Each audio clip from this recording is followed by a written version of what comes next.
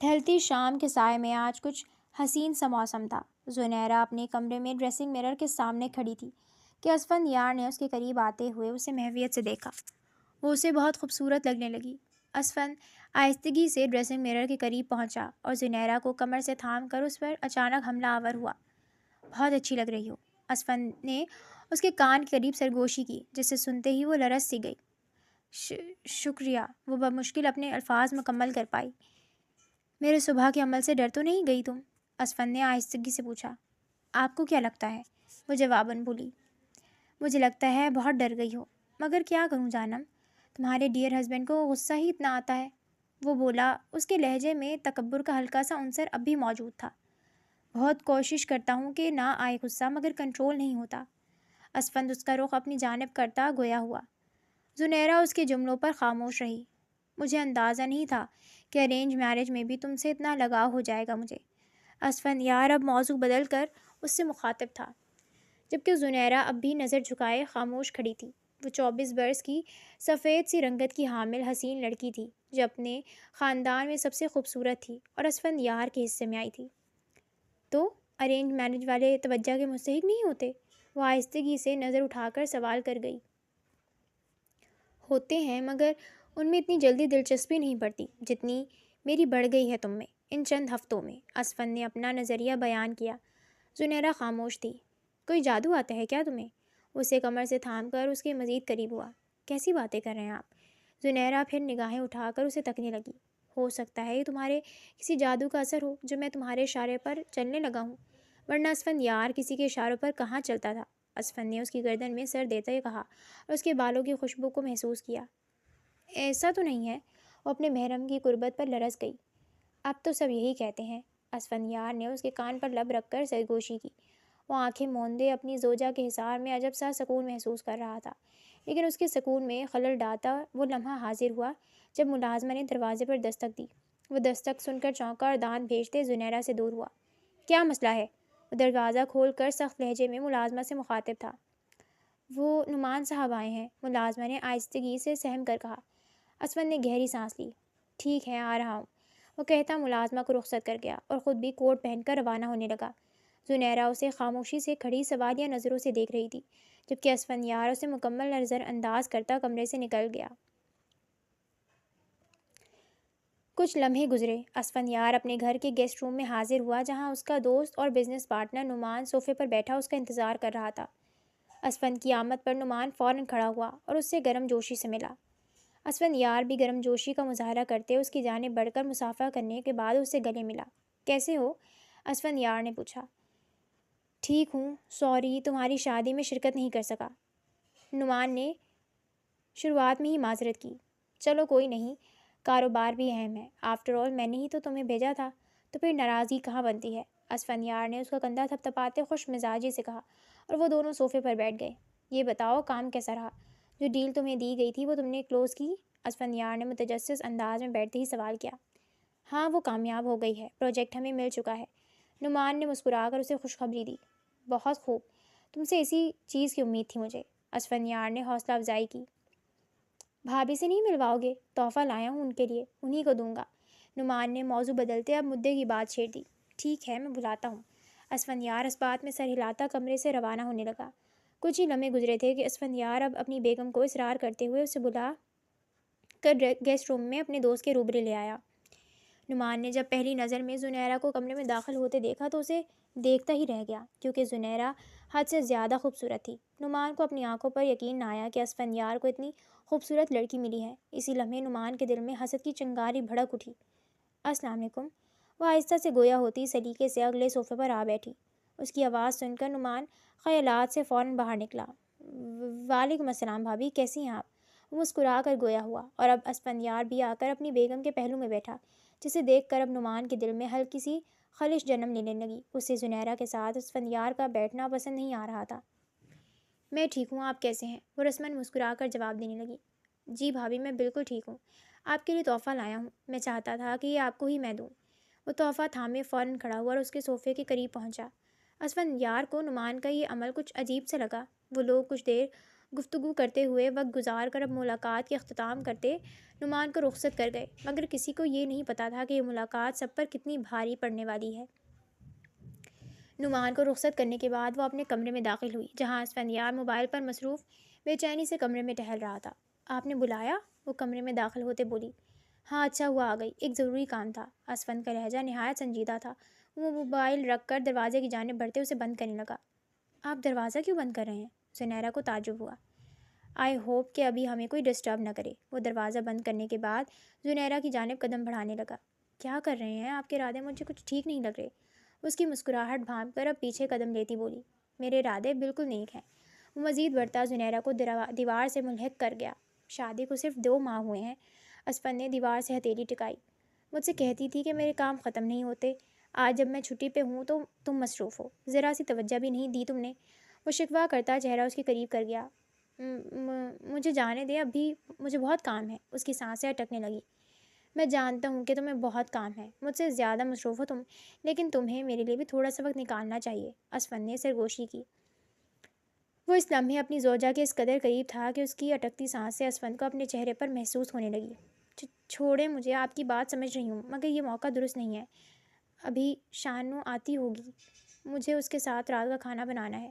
وہ آنکھیں میچ کر بمشکل حلق در کرتے بولی۔ کہیں نہیں جاؤ گی تم، سمجھی؟ اسفند نے دونوں ہاتھ دیوار پر رکھتے اس کے کندھے کو بوسہ دیا، جس پر اس کی زوجہ کی دھڑکنیں مزید تیز ہو گئیں۔ اس کا دل پسلیاں توڑ کر باہر آنے کے لیے بے چین ہوا۔ ایسا نہ کہیں ابھی کسی بھی لمحے وہ آ جائے گی۔ وہ نہایت آہستگی سے اسفندیار کو باور کروانے لگی، جس پر وہ مسکرایا۔ تو چلو، میں فی الحال کچھ لمحوں پہ بھی گزارا کر سکتا ہوں۔ وہ چہرہ کچھ دور کرتا اس کا رخ سرخ چہرہ دیکھ کر گویا ہوا اور اپنی حماقتیں جاری رکھنے کا ارادہ کر گیا۔ ارینج میرج تو بہتر ہی ہوتی ہے۔ بہن، تم اتنا کیوں گھبرا رہی ہو؟ فرخندہ بیگم کی پڑوسن ان سے مخاطب دی، جو ان سے ملاقات کرنے آئی تھیں۔ میں اسفندیار کے غصے سے پریشان ہوں، وہ اکثر غصے میں اپنا آپا کھو بیٹھتا ہے۔ فرخندہ بیگم اپنے بیٹے کے لہجے اور خصلت کی فکر میں بولی۔ فرخندہ بیگم کے 2 بیٹے تھے، مظہر اور اسفندیار۔ چھوٹے بیٹے مظہر کا انتقال 2 سال قبل ہارٹ اٹیک سے ہوا تھا، جبکہ اسفندیار کا والد بھی 10 سال قبل ہی ایک ایکسیڈنٹ میں اس دنیا سے رخصت ہو چکا تھا، جس کے بعد گھر اور بزنس کی تمام ذمہ داریاں چھوٹی عمر سے ہی اسفندیار نے سنبھال لی تھیں۔ اسے شاید زندگی کی ذمہ داریوں نے تھوڑا سا چڑچڑا بنا دیا ہے، مگر اب شادی ہو گئی ہے، آہستہ آہستہ ٹھیک ہو جائے گا وہ، پڑوسن نے اسے تسلی دی۔ لیکن فرخندہ بیگم کے لیے یہ کھوکھلی تسلی بے معنی سی تھی۔ فرخندہ بیگم کو مقابل کی تسلی پر آج صبح کا وقت یاد آیا، جب اسفندیار نے ناشتے کی ٹیبل پر کانچ کی پلیٹ اٹھا کر پھینکی اور غصے سے بلند آواز میں زنیرہ پر برستا ناشتہ کیے بغیر روانہ ہوا تھا۔ ایسا نہ ہو کہ اس کے غصے کے آگے یہ رشتہ بھی گھٹنے ٹیک دے۔ فرخندہ بیگم کو صبح کا واقعہ یاد آیا تو وہ اپنے بیٹے کے رشتے کو لے کر پریشان ہونے لگی۔ ابھی شادی ہوئے چند مہینے ہی ہوئے ہیں، تم اتنا پریشان کیوں ہو رہی ہو؟ آہستہ آہستہ سب ٹھیک ہو جائے گا فرخندہ۔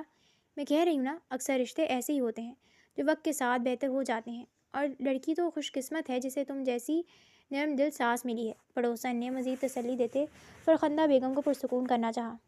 خدا کرے کہ سب ٹھیک ہو جائے، میں بھی یہی چاہتی ہوں کہ سب کچھ بہتر رہے۔ فرخندہ بیگم کو خدشہ تھا کہ اپنے بیٹے کے رویے کے سبب اس کی شادی شدہ زندگی میں کافی منفی اثر پڑے گا، لیکن یہ تو وقت ہی بہتر بتا سکتا تھا کہ اس کی زندگی آخر کس سمت چلنے جا رہی تھی۔ آسمان نے گہری سیاہ چادر اوڑھ لی تھی، یعنی رات ہونے کو تھی۔ نعمان اسفندیار کے گھر سے آنے کے فوراً بعد خود کو کمرے میں قید کر گیا۔ وہ بستر پر خود کو بے بسی سے گرا تھا، سیدھا لیٹے اپنے چھت پر لٹکے فانوس کی جانب دیکھ کر گہرے خیالات میں گم ہوا۔ نعمان سکون سے آنکھیں موندے ہوئے تھا، مگر چند ہی لمحوں میں اس کی آنکھوں کے سامنے زنیرہ کا خوبصورت چہرہ بار بار آنے لگا۔ ذہن میں بار بار ملاقات کا وہ منظر تازہ ہو رہا تھا۔ زنیرہ دھیرے دھیرے اس کے حواسوں پر سوار ہو رہی تھی۔ نعمان کو سمجھ نہیں آ رہی تھی کہ آخر وہ اب اس الجھن کا کیا علاج کرے۔ کوئی اتنا خوبصورت کیسے ہو سکتا ہے؟ وہ یکدم آنکھیں کھول کر خود سے ہم کلام ہوا۔ وہ اسفندیار جیسے شارٹ ٹیمپر اور بیکار شخص کی قید میں کیسے آ گئی؟ اسے یقیناً ایک نہ ایک دن اپنے اس انتخاب پر پچھتاوا ضرور ہوگا۔ وہ اپنے آپ سے اظہار خیال کر رہا تھا، اس لڑکی کو تو میرے ساتھ ہونا چاہیے، جس طرح سے میں اس کا خیال رکھ سکتا ہوں، کوئی شخص اس کا اتنا خیال نہیں رکھ سکتا۔ اور اسفندیار جیسا غصیلا شخص تو بالکل بھی نہیں، جسے بات بات پر غصہ آتا ہو اور چھوٹے چھوٹے مسئلوں کو بڑے بڑے بحث میں تبدیل کر دیتا ہو۔ ایسے پاگل شخص کو یقیناً زنیرہ بالکل بھی ڈیزرو نہیں کرتی۔ وہ خود سے کہے جا رہا تھا اور اپنے ذہن میں خود ہی ایک من گھڑت کہانی بن رہا تھا جس میں وہ خود اپنے آپ کو ایک ہیرو اور اسفندیار کو ایک ولن تصور کر رہا تھا۔ اس سے پہلے کہ زنیرہ کو اپنے انتخاب پر پچھتاوا ہو اور کسی گہرے مصیبت کے گھڑے میں گر جائے، مجھے اسے سہارا دینا چاہیے۔ اس کے دل نے جنون ظاہر کیا اور اسے زنیرہ کو حاصل کرنے کی مختلف ترکیبیں سمجھانے لگا، مگر اسے حاصل کرنا تو بہت مشکل ہوگا، اسے دماغ نے پیغام دیا۔ یقیناً مشکل ہے مگر ناممکن نہیں، اور اب میں یہ کر کے رہوں گا کیونکہ وہ مجھ جیسے شخص کو ڈیزرو کرتی ہے، اسمن جیسے پاگل کو نہیں۔ اس نے جب خود سے ارادہ کر دیا تو اس کے ذہن میں پلان، وہ گہری تاریکی میں سرسراتی ہوا کے سنگ چھت پر اسفندیار کے ساتھ بیٹھی اس لمحے میں سکون محسوس کر رہی تھی۔ اس نے اسفند کے کندھے پر سر رکھا ہوا تھا۔ آپ آپ کو آج کا کھانا کیسا لگا؟ زنیرہ نے آہستگی سے پوچھا تو اسفند مسکرا دیا۔ کافی اچھا بنا لیتی ہو، سارے کام اچھے سے آتے ہیں۔ کیا روٹھے کو بنانا بھی آتا ہے؟ اسفند نے پرجوشی سے کہا، اور آخری لمحے میں آواز سرگوشی میں بدل گئی۔ آپ کیوں روٹھیں گے؟ زنیرہ نے اس کے کندھے سے فوراً سر اٹھا کر اسے دیکھا۔ کیونکہ میں جاننا چاہتا ہوں روٹھے ہوئے کو کیسے منایا جاتا ہے۔ اسفند نے اس کے گال پر انگوٹھا پھیرتے ہوئے نرمی سے کہا، یہ تو کوئی بات نہیں، آپ کو بلا وجہ نہیں روٹنا چاہیے۔ وہ کہتے بیک وقت فکرمند اور برہم سی ہونے لگی۔ وہ مسکراتا زنیرہ کا چہرہ تھام کر اپنے قریب کرنے لگا۔ یقیناً وہ پھر سے اس حسین موسم میں کچھ کرنے کا ارادہ رکھتا تھا، مگر اسی دوران اس کے جیب میں موبائل بجتا اسے اپنی جانب متوجہ کر گیا۔ اس نے آنکھیں میچ کر بیزاری سے ایک گہری سانس کھینچی اور اگلے لمحے میں موبائل نکالا۔ موبائل کی اسکرین پر اس وقت بھی نعمان کا نام چمک رہا تھا۔ نعمان کا نام دیکھ کر اسفند کو اہم کال کا گمان ہونے لگا اور اس نے فوراً اٹھا لیا۔ ہیلو، اسفند ایک بات کرنی تھی۔ اسفند کے مخاطب ہوتے ہی لمحے بھر کی تاخیر کے بغیر وہ فوراً بولا، کیا ابھی مل سکتے ہو؟ نعمان نے اسفند کا جواب سنے بغیر پھر سے کہا، ابھی تو کافی دیر ہو چکی ہے، لیکن چونکہ کل میں آفس آؤں گا تو تم سے ساری بات کر لوں گا۔ جو بھی اہم بات ہے وہ کل کریں گے، ٹھیک ہے؟ وہ اسے تسلی دیتا ٹالنے لگا تو نعمان نے غصے سے جبڑا بھیجا، اگر تم نہیں آ سکتے تو میں آ جاتا ہوں، تمہیں ایک فائل دینی ہے، اس پہ تمہارے سائن بھی چاہیے۔ نعمان نے خود کو پرسکون کرتے ہوئے اب اپنا پلان اس پر آشکار کیا جسے اسفندیار سمجھ نہ سکا۔ سائن بھی کل آفس میں کروا سکتے ہیں نا؟ اسفند نے نعمان کو ٹالنے کی ایک اور ناکام کوشش کی، جبکہ وہ زنیرہ یہ منظر تعجب سے دیکھ رہی تھی۔ سائن ضروری ہے اسفند، اس فائل کو کل بھجوانا ہے، اسی لیے آج تمہارے دستخط اس پر ہونا لازم ہے۔ تو یہ تم نے مجھے پہلے کیوں نہیں بتایا؟ خیر، آ جاؤ، میں سائن کر دیتا ہوں۔ بالآخر اسفندیار اس کے اصرار پر رضامند ہوا، لیکن وہ یہ نہیں جانتا تھا کہ اب بہانوں سے گھر آنے کا یہ ایک نا ختم ہونے والا سلسلہ شروع ہو چکا تھا۔ نعمان اب اسی طرح چھوٹے چھوٹے بہانوں کے ذریعے اسفندیار کے گھر آنا جانا لگانا چاہتا تھا، جب تک اسے اپنی منزل حاصل نہ ہو جائے۔ کچھ دن مزید گزر چکے تھے۔ آج آفس میں وہ دونوں میٹنگ روم میں بیٹھے تھے، جہاں مینیجر کچھ پروجیکٹس پر تمام کمپنی کے ڈائریکٹر اس کو اہم بریف دے رہا تھا۔ یہاں اسفندیار اور نعمان بھی موجود تھے۔ بریف کے بعد تمام لوگ کمرے سے نکل گئے اور کمرہ خالی ہوا۔ اب کمرے میں اسفندیار اور نعمان بھی وہاں سے نکلنے لگے کہ نعمان نے اسفند کا بازو پکڑ کر اسے روکا۔ اسفند نے پلٹ کر اسے تعجب سے دیکھا، جس پر نعمان نے اسے بیٹھنے کا اشارہ کیا۔ کچھ ضروری بات کرنی ہے، نعمان نے کہا تو اسفند بھی اس کے قریب کرسی پر بیٹھ گیا۔ میں تمہیں ایک بھائیوں والا مشورہ دوں گا، برا مت ماننا۔ ہاں کہو، کیا کہنا چاہتے ہو؟ اسفندیار نے پوچھا۔ اتنی دفعہ تمہارے گھر آ کر اب مجھے کچھ اندازہ ہوا ہے کہ یہ لڑکی تمہارے لیے ٹھیک نہیں ہے، نعمان نے آہستگی سے کہا۔ کیا کہہ رہے ہو؟ وہ میری بیوی ہے۔ اسفندیار پر اس کا جملہ ناگوار گزرا۔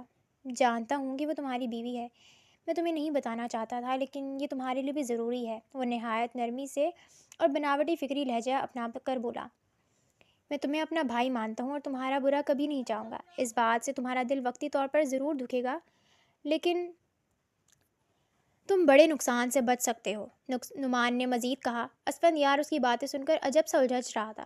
کس قسم کا نقصان؟ تم کیا کہہ رہے ہو؟ اسفند کے ماتھے پر سلوٹیں ابھریں۔ مظہر میرا بہت اچھا دوست تھا اور میں اس کے ساتھ اپنے سارے راز شیئر کرتا تھا، اسی طرح وہ بھی اپنے ہر خفیہ باتیں مجھ سے کیا کرتا تھا۔ یہ بات تمہیں پہلے نہیں بتانا چاہتا تھا کیونکہ اس بات سے تمہارا کوئی خاص تعلق نہیں تھا، لیکن اب چونکہ زنیرہ بھابھی تمہاری بیوی ہیں، اس لیے میں تمہیں حقیقت بتانا چاہتا ہوں۔ اس نے ایک من گھڑت تفصیل دی مگر ادھوری۔ تم بات کیوں گھما رہے ہو؟ سچ سچ بتاؤ، کیا ہوا ہے؟ اسفندیار کا صبر آہستہ آہستہ تمام ہونے لگا۔ تم تو جانتے ہو 2 سال ہو گئے ہیں مظہر کو اس دنیا سے گئے ہوئے۔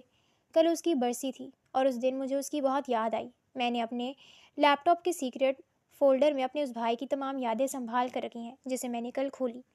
نعمان نے اپنی کہانی کا آغاز کیا جسے اسفندیار گہری توجہ سے سننے لگا۔ میں نے اس کی پرانی چیٹس نکال کر دیکھی۔ مجھے پہلے بھی شک تھا کہ میں نے اس لڑکی کو کہیں دیکھا ہے، لیکن اب چیٹس دیکھنے کے بعد میرا شک یقین میں بدل گیا۔ نعمان نے سرسری طور پر انکشاف کیا جسے اسفندیار نے نہ سمجھی میں نظر انداز کر دیا۔ بتانے سے بہتر ہے کہ میں تمہیں یہ سب کچھ سچ سچ دکھا دوں تاکہ تمہیں میری بات پر یقین کرنے یا نہ کرنے کی کشمکش کا سامنا نہ کرنا پڑے۔ نعمان کہتا اپنا لیپ ٹاپ کھول کر فولڈر نکالنے لگا۔ اسفندیار نے اسے تعجب سے دیکھا۔ نعمان لیپ ٹاپ میں مظہر کی چیٹس کو نکال کر اب لیپ ٹاپ کا رخ اسفندیار کی جانب پھیر گیا۔ اسفند نے لیپ ٹاپ تھامتے تمام تر چیٹ پڑھنا شروع کی جس میں اس کے بھائی نے نعمان سے اس بات کا اظہار کیا تھا کہ وہ جس لڑکی کو پسند کرتا ہے وہ کوئی اور نہیں بلکہ زنیرہ ہے۔ چیٹس میں یہ انکشاف پڑھتے ہی اسفند کے پیروں تلے سے زمین نکل گئی۔ وہ مزید چیٹس پڑھنے لگا جس میں کچھ وائس نوٹس اور کچھ چیٹ کی اسکرین شاٹ بھی موجود تھے جو نعمان کو مظہر نے بھیجے تھے، جس میں زنیرہ کا اقرار، اس کی بھیجی گئی اپنی تصاویریں اور پھر آخر میں اس کی شادی سے انکار کی کئی ساری وجوہات ان چیٹس میں موجود تھیں، جسے اسفندیار نے تفصیل سے دیکھنا شروع کیا۔ اسفندیار کو اب بہت زیادہ غصہ آنے لگا۔ اس کا خون کھولنے لگا جب اس نے بظاہر اپنی بیوی کا اصل چہرہ دیکھا اور اپنے بھائی کی موت کی بظاہر وجہ کو سمجھا۔ لیکن یہاں بھی ایک بہت بڑا راز چھپا تھا کہ اسفندیار جسے غلط سمجھ رہا تھا وہ حقیقت میں غلط نہیں تھی۔ یہ چیٹس مکمل طور پر جعلی تھیں اور اسے نعمان نے اپنے مقصد کو حاصل کرنے کے لیے ترتیب دیا تھا۔ یہ نعمان کی ہی کارستانی تھی جسے اسفندیار سمجھ نہ سکا۔ اس نے نہایت غصے میں لیپ ٹاپ کو بند کرتے خود سے دور کیا اور وہ نعمان کو تکنے لگا۔ یہ تمہیں کہاں سے ملی؟ تم نے مجھے پہلے کیوں نہیں بتایا؟ وہ سخت لہجے میں سوال کرنے لگا۔ میں نے آج ہی دیکھی ہیں اور دیکھتے ہی مجھ پر بھی وہی پہاڑ ٹوٹا جو تم پر ٹوٹا، لیکن ابھی بھی دیر نہیں ہوئی ہے۔ موقع اچھا ہے تم جا کر بھابھی سے باز پرس کرو اور اسے آئندہ کے لیے سمجھا دو۔ یہ باز پرس کا وقت نہیں ہے، میں اسے سبق سکھاؤں گا اور اپنے بھائی کی موت کا بدلہ لوں گا۔ اسفند نے فوراً نعمان کا جملہ کاٹ کر کہا۔ غصے سے اس کا چہرہ نہایت سرخ ہو چکا تھا۔ کیسا بدلہ لوگے تم؟ وہ مکر بھی سکتی ہیں، تمہارے خوف میں آ کر وہ کبھی بھی اقرار نہیں کریں گی کہ اس نے یہ سب کچھ کیا ہے، نعمان نے سرد لہجے میں کہا۔ وہ دل ہی دل میں خوش ہو رہا تھا کہ اس کا پلان تقریباً کام کر چکا ہے۔ وہ نہ کرے اقرار، میں اب سچ جان چکا ہوں۔ اب مجھے اس کی اقرار کی ضرورت نہیں ہے، اب وہ میرے غضب سے بچ نہیں پائے گی۔ اسفندیار نے دانت بھیجتے ہوئے ایک سخت ارادہ کرتے کہا۔ وہ ایک بار پھر اپنے غصے کے ہاتھوں غلام بن کر اپنی زندگی میں آگ لگانے جا رہا تھا۔ نہیں اسفند، وہ تمہارے غضب کی مستحق نہیں ہے۔ تم اس پر کوئی بھی جبر نہیں کرنا بلکہ تحمل سے اس کی بات سننا۔ میرا مقصد تمہارے رشتے کو توڑنا نہیں تھا، صرف تمہیں حقیقت سے باخبر کرانا تھا۔ میں کچھ غلط نہیں کر رہا۔ ارے رکو تو صحیح، کہاں جا رہے ہو؟ وہ مزید کچھ کہے بنا ہی تیزی میں کمرے سے نکل گیا اور اس کے پیچھے نعمان روانہ ہوتا صرف بناوٹی روکنے کی کوشش کرنے لگا۔ نعمان نے دیکھا کہ لمحوں میں اسفند نظروں سے اوجھل ہو کر نکل چکا ہے، جسے غائب ہوتا دیکھ وہ شاطرانہ مسکرایا اور اپنی جیت پر نازا ہوا کہ اب اسے چند ہی دنوں میں مزید مکمل کامیابی ملنے والی ہے۔ سپہر ہونے والی تھی۔ اسفندیار نعمان کی طرف سے بدگمانی کے بوجھ لیے اب آفس سے گھر پہنچ آیا تھا اور یہاں کمرے میں داخل ہوا جہاں اس کی بیوی صوفے پر بیٹھی کتاب پڑھنے میں مصروف تھی۔ اسفندیار نے تیش میں قدم بڑھائے اور زنیرہ کے ہاتھ سے کتاب چھین کر دور پھینک دی۔ کیا کر رہے ہیں آپ؟ وہ ششدر ہوتی فوراً کھڑی ہوئی۔ تم اتنی گھٹیا کیسے ہو سکتی ہو؟ میں نے کبھی سوچا بھی نہیں تھا۔ اسفندیار اس پر بری طرح چیخا۔ صرف مجھ سے شادی کرنے کے لیے تم نے میرے بھائی تک کو قربان کر دیا، شرم آنی چاہیے تمہیں۔ اس کی بلند آواز کمرے میں گونج رہی تھی۔ یہ کیا کہہ رہے ہیں آپ؟ زنیرہ اس کی بات سمجھنے سے قاصر تھی۔ وہ قدم بڑھاتے اس کے قریب ہونے لگا۔ اس کی انگار غصے سے بھرپور آنکھوں میں دہشت تھی جسے دیکھ کر زنیرہ پر بھی خوف سا طاری ہونے لگا۔ ایک بد کردار لڑکی ہو تم۔ تم نے میرے بھائی کو محبت کے جھانسے میں پھنسا کر دولت کی خاطر اسے ٹھکرا دیا۔ تم دولت کے لیے مجھ تک رسائی حاصل کرنا چاہتی تھی۔ اس نے زنیرہ کی کلائی مضبوطی سے تھام کر اسے اپنی جانب کھینچا۔ اسی لیے میں سوچ رہا تھا کہ تم آخر اتنی اچھی کیسے بن رہی ہو۔ وہ در حقیقت ایک لالچ تھی۔ وہ چیخا۔ اس کی آواز نیچے لاؤنج میں موجود اس کی والدہ نے بھی سنی، جس پر وہ چونکتی سیڑھیوں کی جانب تکنے لگی۔ میرا یقین کریں، ایسا کچھ بھی نہیں ہے۔ آپ کسی کی سنی سنائی باتوں پر یقین کیسے کر سکتے ہیں؟ وہ روئی روئی سی صورت لیے اپنی وضاحت دینے لگی جو کہ بے معنی تھی کیونکہ مقابل ثبوت دیکھ کر آیا تھا، ایسے ثبوت جسے اگر کوئی شخص بھی دیکھے تو اصلی اور جعلی کا فرق نہ کر سکے۔ دیکھو اسے، کیا یہ تمہیں سنی سنائی باتیں لگتی ہیں؟ اس نے موبائل سے لی گئی چیٹس کی تصویر زنیرہ کو دکھائی جو اس نے دباؤ ڈال کر نعمان سے منگوائی تھی۔ یہ کیا ہے؟ زنیرہ اس کے ہاتھ سے موبائل تھام کر حیرت زدہ ہوئی۔ وہ میسیجز پڑھنے لگی تو اس کے سر پر ایک پہاڑ سا ٹوٹا۔ کہاں سے آیا یہ؟ اس نے نظر اٹھا کر اپنے شوہر کو ناسمجھی سے دیکھا۔ کیسا لگ رہا ہے تمہارے کالے کرتوتوں سے پردہ اٹھتے ہوئے دیکھ کر؟ اسفند نے اس کے ہاتھ سے موبائل جھپٹتے ہوئے کہا۔ یہ سچ نہیں ہے اسفند، زنیرہ آنسو بہاتے اب التجا کرنے لگی، لیکن اس کی کھوکھلی دلیلوں میں کہاں وہ دم تھا کہ ان ٹھوس ثبوتوں کے آگے اسفند یار کی نظر میں اپنے آپ کو بے گناہ ثابت کر سکے۔ دور ہو جاؤ میری نظروں سے، ورنہ میں کچھ ایسا کر جاؤں گا جو تم سوچ بھی نہیں سکتی۔ اس نے زنیرہ کا ہاتھ تھام کر بری طرح سے اسے کھینچتے ہوئے کمرے سے باہر نکالا۔ اسی دوران اسفند کی والدہ بھی ان کے کمرے کے دروازے تک پہنچی۔ اسفند یار، یہ تم کیا کر رہے ہو؟ فرخندہ بیگم نے زنیرہ کو سہارا دیتے پریشان کن لہجے میں پوچھا۔ بیٹا، یہ بیوی ہے تمہاری، ایسے کمرے سے کیوں نکال رہے ہو؟ امی، مجھے کوئی دلیل نہ دے، آج مجھ پر کسی بات کا کوئی اثر نہیں ہونے والا۔ اسفند یار نے اپنی والدہ کا جملہ فوراً کاٹ کر طیش میں کہا۔ اسے ابھی اور اسی وقت یہاں سے لے جائیں، ورنہ اسے اپنی یہاں موجودگی پر شدید پچھتاوا ہوگا۔ اسفند یار نے جبڑا بھینجتے زنیرہ کو دیکھا اور اپنی والدہ کو مخاطب کیا۔ بیٹا، تم میرے ساتھ چلو، فی الحال اسفند یار غصے میں ہے، آہستہ آہستہ ٹھیک ہو جائے گا۔ فرخندہ بیگم زنیرہ کی سسکیوں پر اسے دلاسا دینے لگی اور اس کے چہرے پر بہتے آنسو کو صاف کرتی اسے اپنے ساتھ لے گئی۔ وہ معصوم، بے قصور، اپنے ہاتھوں کسی جرم نہ ہونے پر بھی خود کو سچا ثابت نہیں کر پا رہی تھی، مگر یہ اس کا محض امتحان تھا۔ یہ اگلا دن تھا جب زنیرہ کی طبیعت اسے آج بھی بوجھل سی محسوس ہوئی تھی۔ اس نے بالآخر اس مسئلے کو حل کرنے کے لیے اپنی دوست عائشہ کے ہمراہ ہاسپٹل کا رخ کیا، جہاں ایک نیا انکشاف اس کا منتظر تھا۔ وہ لیڈی ڈاکٹر کی کیبن میں اس وقت موجود تھی، جہاں اسے چیک اپ کے بعد دوسری ڈاکٹر کی جانب سے یہاں بھجوایا گیا تھا۔ اس ہونے والی غیر معمولی عمل پر اسے کچھ گھبراہٹ سی ہونے لگی۔ ڈاکٹر، آپ پلیز بتائیں کیا ہوا ہے؟ آپ نے میری رپورٹس بھی دیکھ لی ہیں نا؟ وہ گھبراہٹ کے مارے اپنے ماتھے پر ظاہر پسینے رومال سے پوچھتے بولی۔ ڈاکٹر نے فائل بند کی اور مسکرائیں۔ آپ کو بہت مبارک ہو، آپ امید سے ہیں۔ ڈاکٹر نے اس پر ایک خوشگوار انکشاف کیا۔ زنیرہ کی آنکھیں حیرت سے پھیلیں۔ ڈاکٹر، کیا آپ سچ کہہ رہی ہیں؟ جی بالکل، آپ کی رپورٹس میں یہ کلیئر ثابت ہوا ہے، ڈاکٹر نے فائل زنیرہ کی جانب سرکاتے ہوئے کہا۔ اب آپ کو مزید احتیاط کرنی پڑے گی، میں آپ کو کچھ مزید ٹیسٹ اور میڈیسن لکھ کر دے رہی ہوں، اسے لیتی رہیں۔ ڈاکٹر نے اسے نرمی سے سمجھاتے ہوئے کاغذ پر لکھنا شروع کیا، جبکہ زنیرہ کے دل میں عجیب خوشگوار حیرت اور اپنے رشتے میں بہتری کی امید جاگی۔ زنیرہ ڈاکٹر کی جانب سے خوشخبری سننے کے بعد اپنی دوست عائشہ سے شیئر کرتی ہاسپٹل سے باہر نکلی تھی۔ ہو سکتا ہے کہ یہ بات سن کر اب اسفند یار بھائی کا دل پگھل جائے، عائشہ نے اسے ایک امید دلائی۔ میں کوشش کروں گی کہ وہ اب مجھ سے راضی ہو جائیں، زنیرہ مسکرا کر کہتی سڑک پر چل رہی تھی کہ اسی سڑک کی دوسری جانب نعمان کی گاڑی بھی آ کر رکی۔ اس نے زنیرہ کو دیکھا اور گاڑی سے نکلتے ہوئے تیزی سے اس کی جانب ایک دوڑ لگائی۔ بھابھی، کہاں جا رہی ہیں آپ؟ نعمان نے فوراً پہنچتے سوال کیا۔ میں ہاسپٹل آئی تھی، اب گھر جا رہی ہوں۔ آپ یہاں کیا کر رہے ہیں؟ وہ نعمان کو عین موقع پر دیکھ کر متعجب سی ہوئی۔ آپ ہاسپٹل کیوں آئی تھیں؟ آپ ٹھیک تو ہیں نا؟ نعمان نے شدید فکریہ لہجے میں کہا، جس کا انداز عائشہ کو کچھ مشکوک سا لگا۔ جی میں بالکل ٹھیک ہوں، زنیرہ نے مختصر وضاحت دی مگر حقیقت نہ بتائی۔ مجھے اسفند یار نے بتایا کہ آپ کا ان سے جھگڑا ہو گیا ہے۔ نعمان نے جھجکتے جملہ مکمل کیا۔ زنیرہ نے بھی سن کر نظریں چرائیں۔ دیکھیں نا بھابھی، اتنی مختصر سی وقت میں نہ جانے کیا کیا ہو گیا، آپ لوگ پلیز جھگڑا ختم کریں، وہ بناوٹی ہمدردی لیے بولا۔ عائشہ اسے اب ماتھے پر بر ڈالے ناگواریت سے دیکھ رہی تھی۔ جھگڑا میں نے نہیں کیا ہے، زنیرہ معصومیت سے گویا ہوئی۔ یقیناً نہیں کیا ہوگا، آپ کو دیکھ کر لگتا بھی نہیں ہے، مگر پھر اسفند یار کو بھی ایسا نہیں کرنا چاہیے تھا بھابھی، نعمان نے کہا۔ جب سے میں نے دیکھا ہے وہ کبھی بھی ٹھیک سے پیش نہیں آیا آپ کے ساتھ، مزید بولا۔ وہ اپنے جملوں میں آہستہ آہستہ اب زنیرہ کو بھی بدگمان کرنے کی کوشش کر رہا تھا۔ بھابھی، آپ کو ایک مشورہ دوں؟ وہ زنیرہ کی خاموشی دیکھ کر ایک اور وار کرتا بولا۔ جی؟ زنیرہ نے اسے سوالیہ نظروں سے دیکھا۔ چھوڑ دیں اسفند یار کو، دنیا بہت بڑی ہے، آپ کو اس سے بہتر مل جائے گا، نعمان نے نہایت نرمی اور ہمدردانہ انداز میں کہا، مگر یہ جملہ سن کر عائشہ کی آنکھیں تعجب سے پھیلیں۔ آپ جانتے ہیں آپ کیا کہہ رہے ہیں؟ بالآخر عائشہ کا صبر تمام ہوا اور وہ تلخی سے بول پڑی۔ زنیرہ نے ہاتھ کا اشارہ کرتے عائشہ کو مزید کچھ کہنے سے روکا۔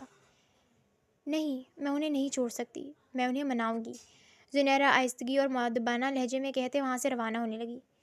اس طرح کے بیکار مشورے دینے کے بجائے اگر اسفند یار بھائی کو آپ منانے میں زنیرہ کی ہیلپ کریں تو وہ زیادہ بہتر ہوگا، عائشہ نے پھر کہا۔ وہ اب بھی نعمان کے سابقہ جملے پر غصے میں تھی۔ وہ نہ جانے کیوں اس بار کسی کی نہیں سن رہا۔ آپ کو کیا لگتا ہے آپ کے لیے میں نے کوشش نہیں کی ہوگی؟ نعمان نے پینٹ کی جیبوں میں ہاتھ ڈالتے سرد لہجے میں کہا۔ اس کا جملہ زنیرہ کو بھی گہری تشویشناک سی سوچ میں مبتلا کر گیا۔ خیر آئیں، میں آپ کو چھوڑ دیتا ہوں، وہ زنیرہ کو دیکھ اپنی کامیابی کی خوشی سمیٹتا بولا، جی نہیں، ہم خود چلے جائیں گے، بہت شکریہ۔ وہ نعمان کی یوں سر راز گفتگو سے بیزار اب اختتام کرتی فوراً عائشہ کے ہمراہ آگے بڑھی۔ نعمان انہیں آگے بڑھتے ہوئے ان کی پشت کو تکتے شاطرانہ سا مسکرا کر پلٹا اور شوخ انداز سے قدم پیچھے لیتا پلٹا اپنی گاڑی تک پہنچنے کے لیے۔ دیکھا تم نے، کیسی لگی وہ؟ نعمان نے گاڑی میں بیٹھتے ہی اپنے پہلو میں ڈرائیور سیٹ پر موجود دوست حاشر کو مخاطب کیا۔ بہت اچھی چوائس ہے تمہاری، لیکن تم نے اسے بتایا کیوں نہیں کہ تم اسے پسند کرتے ہو؟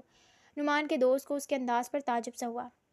اچھا، تاکہ اس کا شک یقین میں بدل جائے اور میری منزل مزید دور ہو جائے مجھ سے۔ نعمان کا لہجہ تحقیر آمیز اور برہم سا تھا۔ نہیں، ایسا ہرگز نہیں کروں گا میں۔ نعمان کی بھویں تن گئی اور وہ سخت لہجہ لیے بولا، میں سمجھ رہا ہوں کہ تم کیا سوچ رہے ہو۔ حاشر نے فوراً کہا، تم کچھ سمجھ نہیں پا رہے، لیکن آہستہ آہستہ تمہیں سمجھ آ جائے گی جب تم اپنی آنکھوں سے دیکھو گے کہ کیونکہ مجھے تو پتہ ہے آج نہیں تو کل اسے اسفند چھوڑ ہی دے گا۔ وہ شاطرانہ انداز میں مسکراتے ہوئے حاشر سے گویا ہوا، جب وہ اسے چھوڑ دے گا تو پھر آگے کیا کرو گے تم؟ کیونکہ وہ اتنی آسانی سے تو تمہارے جال میں نہیں پھنسنے والی۔ تم نے اپنی پسندیدگی کا اقرار نہیں کیا اس سے، اس لیے پوچھ رہا ہوں۔ حاشر گویا ہوتے اس کا پلان جاننے کی کوشش کرنے لگا۔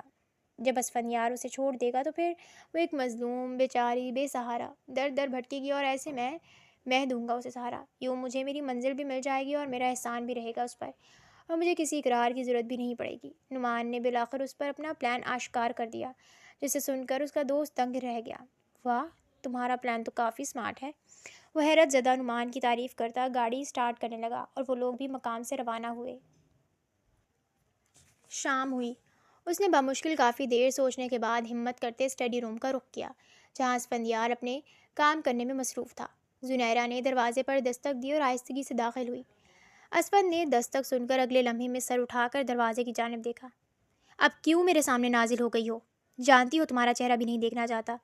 وہ زنیرہ سے آتے ہی تلخ و تحقیر سے بھرپور لہجے میں مخاطب ہوا۔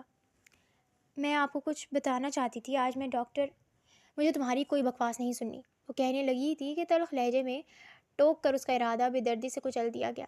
سچ جاننے کے بعد تو نفرت ہونے لگی ہے تم سے۔ جب بھی تمہارا یہ چہرہ دیکھتا ہوں تو مجھے میرا وہ معصوم بھائی یاد آنے لگتا ہے۔ اسفند کے لہجے میں واقعی اپنی بھائی سے جدائی کا کرب پوشیدہ تھا، مگر وہ غلط انسان کو قصوروار ٹھہرا رہا تھا۔ اگر آپ سمجھ نہیں آ رہی میری بات، وہ پھر کہنے لگی کہ اسفند اس پر چیخا۔ وہ لرز گئی۔ پلیز دفع ہو جاؤ یہاں سے، بہت جلد ساری کارروائی مکمل ہونے کے بعد ہمیشہ کے لیے آزاد کر دوں گا تمہیں۔ تمہارا لالچی اور خونی پلان اب فیل ہو چکا ہے۔ وہ کہتا اسے ایک نئی تلخ خبر سنا گیا، جسے وہ ساکت کھڑی دیکھتی رہ گئی۔ اس خبر پر زنیرہ کے وجود سے جان نکل گئی تھی۔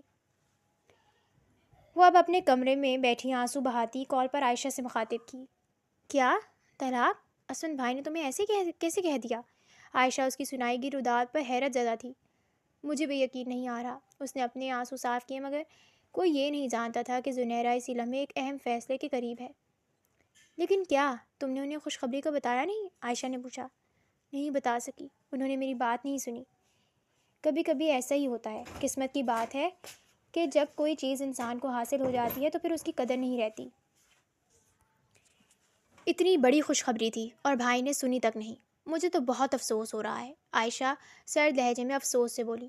اس کے جملوں پر زنیرہ گہری سوچ میں مبتلا ہو گئی۔ تو یعنی لا حاصل کی قدر ہوتی ہے؟ اس نے ماتھے پر بل ڈالے سوال کیا۔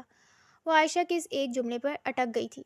ایسا ہی ہے، جب کوئی چیز کسی کو نہ ملے تب ہی اس کی قدر ہوتی ہے، اور جب حاصل ہو جائے تو قدر آہستہ آہستہ ختم ہو جاتی ہے، یا پھر کبھی فوراً ہی قدر کھو بیٹھتی ہے۔ عائشہ نے اپنے جملے کی وضاحت کی، جسے سنتے ہی زنیرہ کے ذہن نے اسے ایک سخت قدم اٹھانے کا پیغام دیا۔ زنیرہ نے عائشہ کے جواب پر اب سوچ لیا کہ اسے کیا کرنا ہے جو اس سارے مسئلے کو فوراً حل کر دے۔ یہ اگلی صبح تھی جب ناشتے کی میز پر فرخندہ بیگم اور اس کے صاحبزادے اسفندیار موجود تھے اور دونوں ناشتہ کرنے میں مصروف تھے۔ تمام ملازمین کے ارد گرد ناشتہ پیش کرنے کے لیے کھڑے تھے، جبکہ فرخندہ بیگم نے کافی دیر سے زنیرہ کی آمد کا انتظار کر رہی تھی، مگر وہ نہیں پہنچی، اور یہ بات اب فرخندہ بیگم کو غیر معمولی اور پریشان کن سی لگی۔ بیٹا، زونی کو بھی بلاؤ، اسے بھی تو ناشتہ کرنا ہوگا نا؟ فرخندہ بیگم بالآخر ملازمہ سے مخاطب ہوئیں۔ ہم انہیں بلانے گئے تھے، مگر وہ اپنے کمرے میں نہیں ہیں، اور یہی بات کب سے آپ کو بتانا چاہتے تھے بڑی بیگم صاحبہ۔ کیا؟ اور یہ تم مجھے اب بتا رہی ہو؟ فرخندہ بیگم کے ماتھے پر فکر کے مارے بل ظاہر ہوئے۔ کیا کہہ رہی ہو؟ ہوش میں ہو تم؟ اسفندیار پر بھی یہ خبر حیرت کا پہاڑ توڑ گئی۔ وہ ملازمین سے اسی سخت لہجے میں مخاطب تھا جو اس کا روز کا رویہ تھا۔ کہاں ہے وہ؟ اس نے پھر پوچھا۔ میں ٹھیک کہہ رہی ہوں، وہ کمرے میں نہیں ہے صاحب، ملازمہ لرز کر ہمت کرتے بولی۔ تو ڈھونڈو اسے، کہاں چلی گئی؟ اسفندیار نے طیش میں پھر کہا۔ ارے تم لوگ پریشان کیوں ہو رہے ہو؟ گھر میں ہی ہوگی، سب مل کر ڈھونڈو اسے۔ کہیں اس کی طبیعت خراب نہ ہو گئی ہو، کہیں گر پڑ نہ گئی ہو، کافی دن سے اس کی طبیعت ٹھیک نہیں تھی۔ فرخندہ بیگم نے ماحول کو ٹھنڈا کرنے کے لیے سب کو تسلی دی، ساتھ ہی ملازمین کو حکم دے کر روانہ کیا۔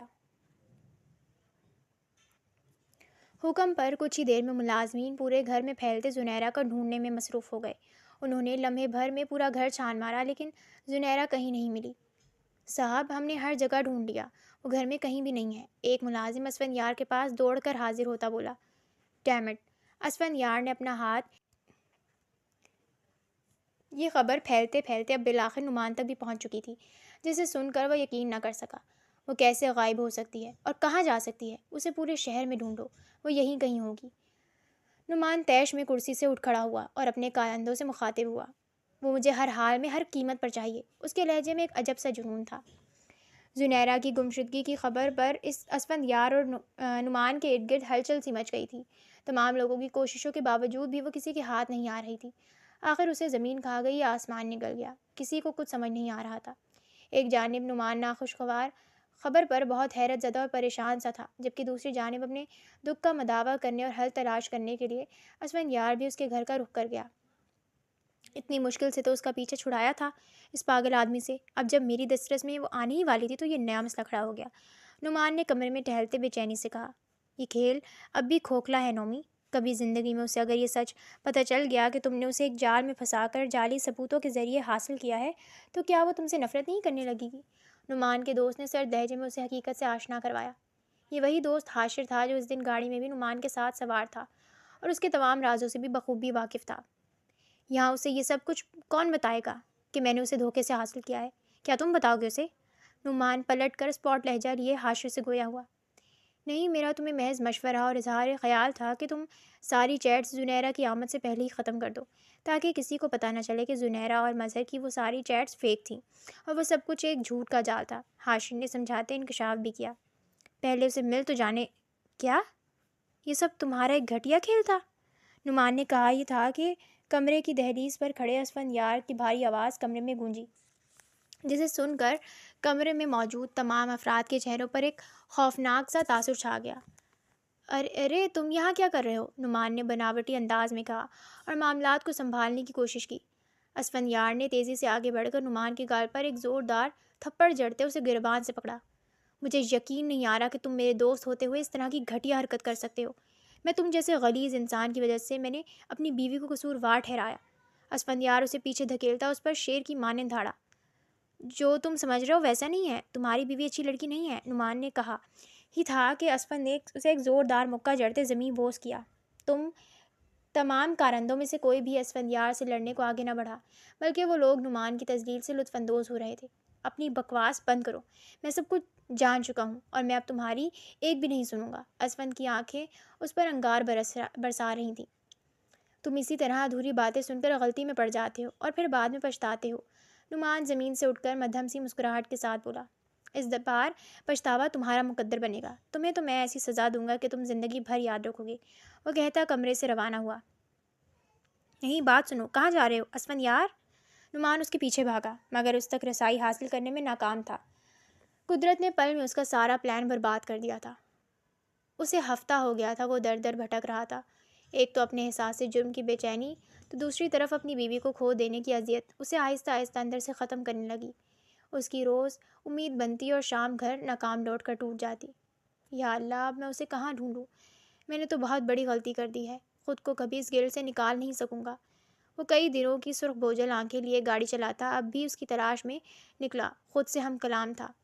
اس کی بے چینی میں مسلسل اضافہ ہو رہا تھا اور اس کے دل میں اپنی غلطی پر پچھتاوے کے ساتھ ساتھ ایک روگ بھی بیٹھ گیا۔ اسے کوئی حل سجائی ہی نہیں دے رہا تھا۔ اسی دوران اس کی گاڑی سڑک پر ایک جانب موجود مدرسے کے پاس آ کر رکی، جس پر چندہ جمع کرنے کے لیے کچھ دعائیہ کلمہ تحریر تھا۔ یا رب، ہماری مدد کرنے والوں کی تو ہر حال میں مدد فرما۔ دعائیہ تحریر پڑھ کر وہ فوراً گاڑی سے غیر ارادی طور پر اترا۔ وہ مدرسے کا رخ کر گیا۔ مدرسے میں داخل ہوتے ہی اس نے دیکھا کہ ننھے ننھے بچے سفید کپڑوں میں ملبوس، سر پر ٹوپی لیے اسلامی تعلیم سے آراستہ ہو رہے تھے۔ یہاں بچوں کو مفت تعلیم دی جاتی تھی، جس کے اخراجات چندہ جمع کر کے پورے کیے جاتے تھے۔ انہیں دیکھ کر اسفندیار نے یہاں کے انچارج کو تلاش کرنا شروع کیا، جو کہ چند وصولی اور دیگر امور کے لیے اپنے آفس میں براجمان تھا۔ یار آفس کا دروازہ کھٹکھٹاتے داخل ہوا۔ السلام علیکم سر، میں ان بچوں کی بھرپور مدد کرنا چاہتا ہوں اور انہیں آج کھانا بھی کھلانا چاہتا ہوں۔ کیا آپ مجھے اس کی اجازت دیں گے؟ اسفندیار آتے ہی کرسی پر براجمان ہو کر بے صبری سے بولا۔ ضرور بیٹا، یہ در تو تم جیسے لوگوں کے لیے ہی کھلا ہے کہ تم لوگ ہماری مدد کرو اور رب تم پر آسانی کرے۔ وہ رسیدہ انچارج مسکرا کر اس سے مخاطب ہوئے۔ جی بے شک، میں ان بچوں کی مدد کروں تو شاید ان کے معصوم دلوں سے مجھ بدنصیب کے لیے بھی کچھ دعائیں نکلے اور میری مشکل آسان ہو جائے۔ مجھے وہ منزل مل جائے گی جس کی میں تلاش کر رہا ہوں۔ بیٹے، کوئی بدنصیب نہیں ہوتا، یہ سب آزمائش کا کھیل ہے۔ اگر تم اس میں سرخرو ہو گئے تو اپنی منزل کو جلد پالو گے۔